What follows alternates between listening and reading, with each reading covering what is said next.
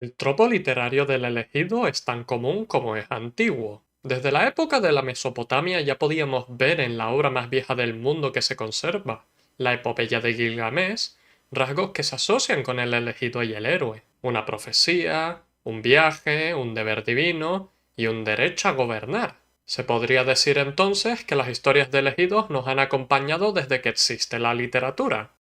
Nos han servido de advertencia y nos han inspirado. Pero, ¿en qué consiste realmente el tropo del elegido? ¿Y cuáles son sus características? Eso es lo que vamos a descubrir hoy. ¡Tú eras el elegido! ¡El que destruiría a los Sith! Para empezar, deberíamos hacer la distinción entre el elegido y el héroe. El héroe es una figura literaria que se corresponde con el personaje que se alza, muchas veces por necesidad, en respuesta a unas circunstancias que requieren de grandes hazañas. Nacerá como una persona normal y corriente, pero son sus logros y sus triunfos lo que lo definan y asciendan al estatus de héroe y leyenda.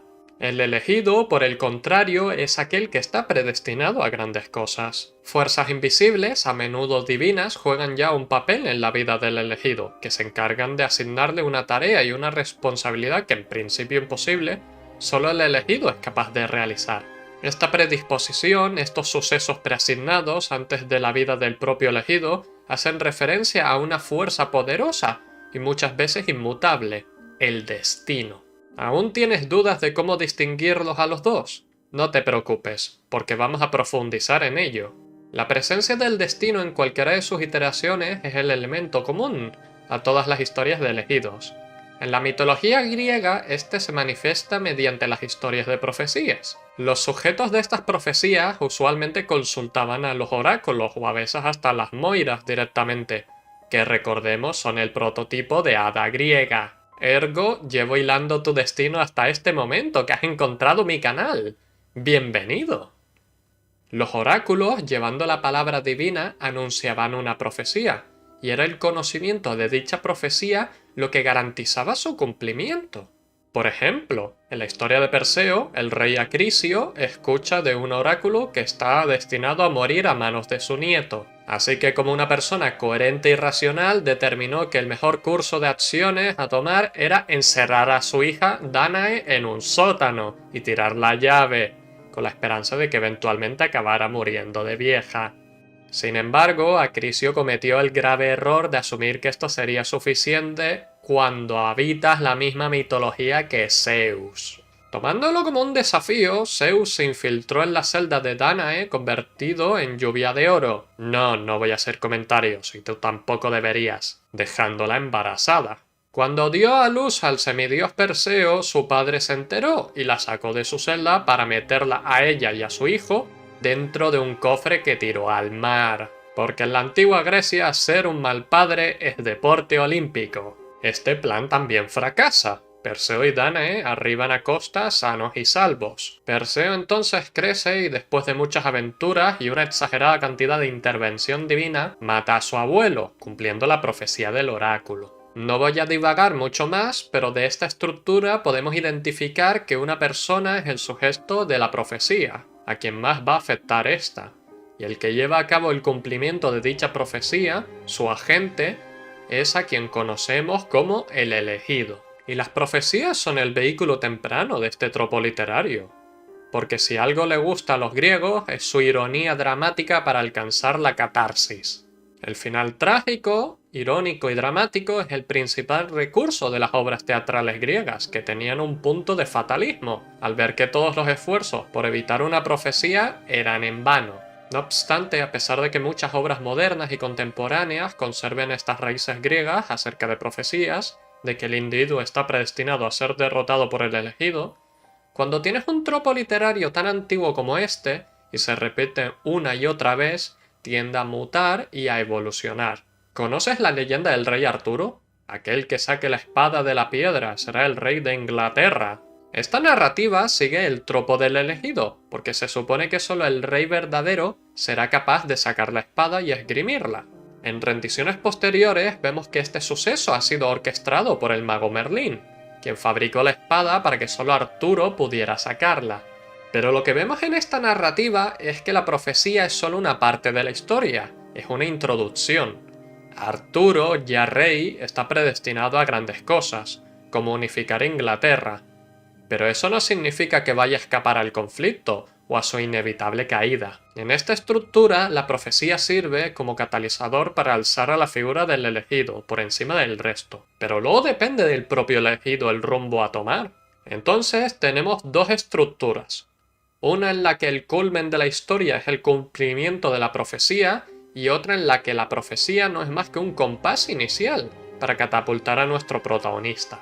Pero todavía no he hablado ni de lo bueno ni de lo malo, o de por qué es un tropo tan común y utilizado. Hay algo inherentemente humano al pensar que cada uno de nosotros, de una forma u otra, somos especiales, de que somos distintos al resto, de que podemos o soñamos con llegar a ser cosas que otros no podrían alcanzar. Es un mecanismo de defensa que nos recuerda que somos individuos en una sociedad y no meros drones en una colonia como las hormigas. Entonces, lo que representan estas historias son una forma de escapismo, de conectar con el protagonista porque creemos ser especiales. No os preocupéis, para mí sois todos especiales. Sin embargo, la razón por la que también es despreciado este tropo es porque es un arma de doble filo. Si todo está predestinado a pasar, entonces no hay drama ni tensión real.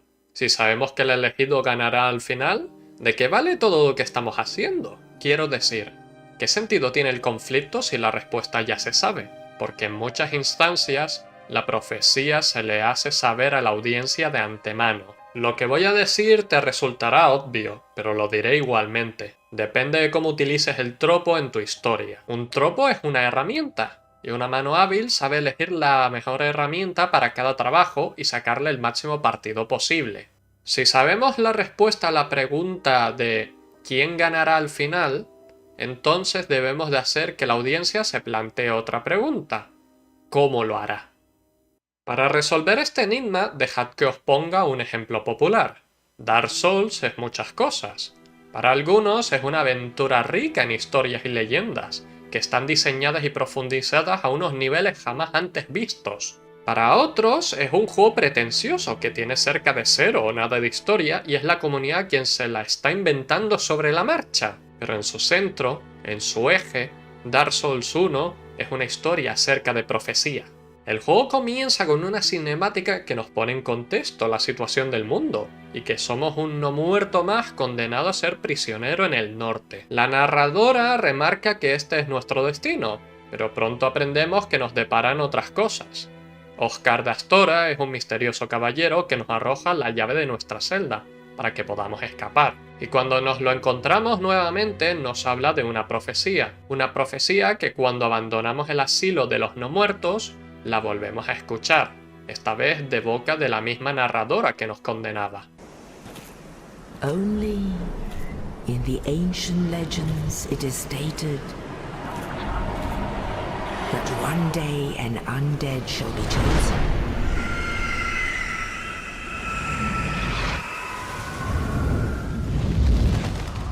To leave the undead asylum in pilgrimage to the land of the ancient lords. Lordran. Claro está que puedes rechazar el escuchar la profecía de Oscar, pero esto no cambiará el hecho de que los compases iniciales del juego serán hacer sonar las dos campanas del despertar, para conocer el destino de los no muertos. Aquí es cuando la narrativa de Dark Souls diverge en dos caminos, porque se nos presentan dos profecías contradictorias. Para entenderlas realmente he de daros contexto, así que aquí vamos. De la intro cinemática podemos sacar que con el fuego vino la dualidad. Frío y calor, vida y muerte, y más importante, luz y oscuridad. Gwyn y compañía adoptaron este aspecto luminoso en este ciclo de luz y oscuridad, gobernando la primera edad, la edad del fuego, como señores. Dioses por encima de la humanidad que gobernaron y prosperaron en el mundo. Sin embargo, tal es la naturaleza de los ciclos que esta edad estaba destinada a terminar para dar paso a la edad de la oscuridad. Temeroso de que su era estuviera llegando a su fin, Gwyn buscó formas de extender de manera artificial el ciclo de la luz más allá de sus límites naturales, terminando por sacrificarse él y sus más fieles soldados como combustible para la primera llama y que ésta siguiera ardiendo. Este crimen contra natura es uno que eventualmente sería presentado en juegos posteriores como el primer pecado o el pecado original, pues este hecho ha desbaratado el balance del mundo por completo. Volviendo al presente, cuando hacemos sonar las dos campanas, aparecen dos serpientes primigenias. Bueno, serpientes. Serpientes descamadas con bigotes de carne. Framp y... Cave, Cat, Cato. Darkstalker Calf. Así que Caf. Y cada una nos presenta una narrativa distinta. Framp nos anuncia que nuestro destino como elegido no muerto es el de recuperar las 4 almas del Señor, para abrir la puerta hacia el horno de la primera llama y suceder a Gwyn como su heredero, enlazando la primera llama para continuar la era de los dioses. Caf nos dice lo contrario. Durante largo tiempo Gwyn ha denegado al hombre la edad de la oscuridad, la cual es nuestra por derecho propio. Para hacer pagar a Gwyn por esta afrenta, nacerá un señor oscuro entre los no muertos que acabará con los cómplices del traidor y enfrentará a Gwyn en el horno de la primera llama para extinguirla de una vez por todas. Ambas profecías tienen elementos comunes. El elegido será un no muerto y tendrá un encuentro predestinado con Lord Gwyn tras recolectar las 4 almas del Señor. A ciencia cierta no sabemos cuál profecía es la verdadera o el significado de ambas. Pero lo que sí puedo decir es que creo que la profecía del Señor Oscuro fue primera. Tiene sentido cuando pensamos que la humanidad y por correlación los no muertos son un pueblo oprimido por el yugo de las deidades. Tendría más sentido que una leyenda esperanzadora surgiera primero aquí y luego las deidades reinantes crearan una adaptación que se ajustara a sus intereses propios. Dark Souls está haciendo dos cosas muy interesantes. En primera instancia, está poniendo no una, sino 2 profecías que rivalizan y entran en conflicto, y nos invita a plantearnos cuál queremos seguir, o cuál es verdadera y cuál es mentira, o si ambas son igual de falsas. Por otro lado, la profecía es libre de interpretación. ¿A qué me refiero? Pues que técnicamente cualquier héroe que cumpla dichos objetivos podría ser reconocido como elegido. Esto quiere decir que el sentimiento de predestinación está siendo subvertido. ¿Somos el elegido porque estamos predestinados a serlo? ¿O lo somos porque encajamos en las cualidades e hitos que el elegido realizaría? Dark Souls nos da una respuesta final. Cualquiera que persevere puede llegar a ser el elegido no muerto. No somos el primero en intentar cumplir la profecía, ni tan siquiera somos los únicos en llegar a Anor Londo. Lautrec y Logan también están aquí, pero también, en el final del juego, cuando ya hemos recolectado las 4 almas del Señor y vamos a enfrentar a Gwyn por el destino del mundo, hay alguien más. Soler. ¿Es Soler el elegido o lo somos nosotros? ¿O somos ambos? Esta es la razón por la que Dark Souls utiliza el tropo del elegido de manera efectiva, porque nos intriga a conocer y buscar la verdad. Inevitablemente me toca comentar la asociación principal del elegido, el cual está tan estrechamente relacionado con la religión como principal identidad de la fuerza divina o invisible que ayuda y mueve los hilos del destino para el protagonista. Estoy hablando de la figura del Mesías.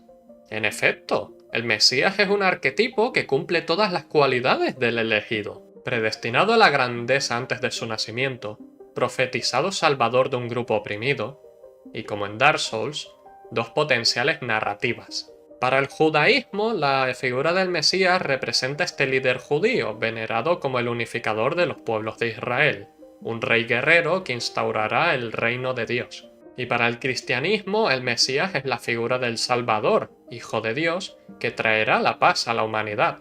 Como veréis, el tropo está verdaderamente arraigado en nuestras historias y creencias, pero todavía no he terminado de hablar de él, y en especial de cómo hacer cosas interesantes con este. Hablemos de Harry Potter. Eres un mago, Harry. En Harry Potter, siguiendo una estructura bastante griega, Voldemort es conocedor de una profecía que dice que aquel con el poder de derrotarle nacerá a finales de julio de 1980 en el seno de una familia de magos que lo han desafiado 3 veces. Con esta información, el Señor Oscuro parte para acabar con el que sabremos que es Harry Potter, creyendo ser capaz de cumplir la profecía y salvarse a sí mismo, porque dice así: ninguno de los dos podrá vivir mientras el otro sobrevive. Entonces Voldemort asesina a los padres de Harry y está a punto de matar al mismo Potter. Pero su madre interviene, usando un poder desconocido hasta ahora para Voldemort, y hace que la maldición letal rebote, acabando temporalmente con el Señor Oscuro, haciendo que los actos del mismo garanticen el cumplimiento de su profecía. Harry Potter, ahora considerado un igual a Voldemort por haberlo derrotado y sobrevivido, eventualmente se convertirá en el mago que acabará definitivamente con el Señor Oscuro regresado. También sabemos que lo que escuchó Voldemort fue un fragmento de la profecía, la cual le fue contada por Severus Snape, y Voldemort la interpretó para ajustarse a su narrativa. Así que aquí también están sucediendo cosas interesantes. La profecía está incompleta, o nuestro conocimiento de la misma está fragmentado, dando espacio a que ocurran cosas inesperadas. También entra en juego el papel de la interpretación. Diferentes personas llegarán a conclusiones distintas tras escuchar una misma historia. Véase el fandom de Dark Souls. Empecemos a hablar de lo negativo. ¿Sabéis que me gusta la saga de Elder Scrolls? La serie empezó como una crítica a los tropos proféticos con entradas como Morrowind, en el cual no sabemos si somos la reencarnación del Nerevarine, porque así lo ha pronosticado Asura, príncipe daédico de las profecías, o si simplemente se ha dado un par de palmaditas en la espalda, porque somos el mortal que cumple con los requisitos para ser el Nerevarine.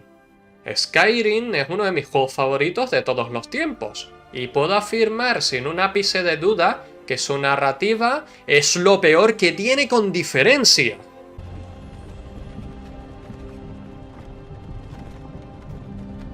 Hey, you. You're finally awake.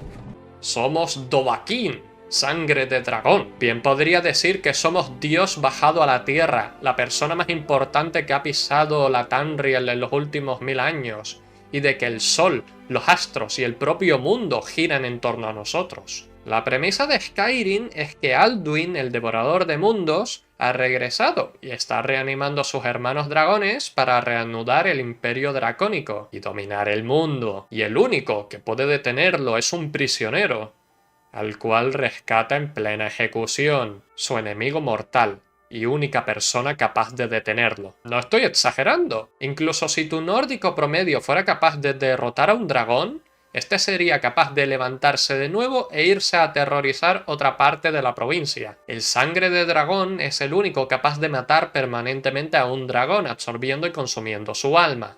Eres la persona más importante que existe ahora mismo y de tu misión pende el destino del mundo entero. ¿Y cómo lo interpreta el juego? Pues eres un don nadie. No me malinterpretéis, la gente sigue reconociendo que eres Dovahkiin. El problema es que no lo tratan como deberían. Si de verdad nos trataran con el respeto que deberíamos, nuestro personaje sería coronado emperador y heredero del imperio, porque el amuleto de reyes, herencia de la familia de gobernantes, solo funciona con la sangre de dragón. La dinastía Septim lleva generaciones sin tener aún sangre de dragón en el trono, y este sería nuestro momento. Si Skyrim tuviera 2 dedos de frente, sería un juego muy diferente. Trataría de la unificación de la provincia de Skyrim, no bajo el imperio o los capas de la tormenta, sino bajo nuestro propio estandarte. Somos el legítimo rey de todas estas tierras, el único que puede salvar el mundo, y nuestros esfuerzos deberían ser destinados a dialogar con los máximos cargos militares, y adoctrinarlos en nuestra causa para llevar la guerra al propio Alduin. Tal como está, la narrativa, la jugabilidad y el trasfondo están en conflicto. Somos la persona más importante que existe, pero todo el mundo nos trata como escoria, o nos intenta matar, y tenemos cerca de cero autoridad, incluso cuando somos líder de cualquiera de los gremios. Para no terminar en una nota negativa, quiero daros un último ejemplo de cómo abordar la filosofía del elegido, y de cómo ésta puede inspiraros en vuestras historias. Quiero hablar del tema de la responsabilidad. ¿Y qué mejor historia que la de Avatar, la leyenda de Aang? Avatar, la leyenda de Aang, o Avatar, el último maestro del aire, es una serie con un elegido. Aang es nuestro protagonista, y es la última reencarnación del Avatar. una figura mítica y única que es capaz de dominar los 4 elementos, y su tarea es preservar el balance de poder en el mundo. También es el último nómada del viento, un pueblo de maestros del aire cuya filosofía se basa en el aislamiento, en evitar el conflicto y, por encima de todo, en el pacifismo. Esto de entrada supone un conflicto de intereses, sobre todo porque el deber del avatar muchas veces implica resolver conflictos usando cuanto método se considera apropiado, violencia incluida. Pero Aang también es un niño, es joven e inmaduro, y esto se ve reflejado en el primer libro. Sobre Aang reside una carga extremadamente pesada. No solo es el último miembro de su cultura y estilo de vida, sino que también es el avatar en un mundo que exige de él que resuelva el conflicto de la invasión de la Nación del Fuego. Pero todavía no ha tenido ni tiempo de dominar los otros 3 elementos, ni de aceptar su rol como protector del balance. Así que Aang huye de casa. Por eso es atrapado en una tormenta y termina congelado bajo el hielo. La responsabilidad de Aang es infinitamente grande y pesada, y su primer instinto es huir. Y cuando despierta gracias a Sokka y Katara, intenta buscar a otros nómadas del aire. No puede ser el último, pero desgraciadamente lo es. Aang deberá de madurar y aceptar la responsabilidad de no solo ser el representante de su pueblo, sino también de derrotar a Ozai, el Señor del Fuego, pero esto va enteramente en contra de su filosofía de vida. Avatares pasados no tenían este problema, porque avatares del pueblo del aire todavía tenían a su gente para preservar los valores del pacifismo, así que podían volcarse en la tarea de proteger el balance del mundo. Aang no tiene este lujo. Sus acciones dictaminarán la cultura de los nómadas a partir de ahora, y sus pasadas encarnaciones le dicen que el conflicto es inevitable. Pero que el conflicto sea inevitable no significa que no haya lugar para el pacifismo. Esta es la respuesta a la que Aang llega. En lugar de acabar con Ozai y reconocer la filosofía de que la fuerza es justa y el más fuerte domina a los débiles, Aang le arrebata su capacidad para controlar el fuego, perdonándole la vida y dejándolo impotente. Jamás volverá a hacer daño a nadie nunca más. Esta es una historia del elegido, y cómo éste crece para aceptar las responsabilidades, a primera vista imposibles, que se le han impuesto. Aang no eligió ser el avatar, pero al final de la serie, él ha aceptado plenamente su responsabilidad y deber para con el mundo que lo necesita. Y esto nos sirve de lección e inspiración. Las profecías pueden tomar muchas formas, y los elegidos de dichas profecías pueden tener múltiples relaciones con estas. Tal vez sean héroes caídos, profecías fallidas o incluso fragmentos. El cómo las quieras abordar depende de ti. Con esto dicho, espero que os haya gustado el vídeo.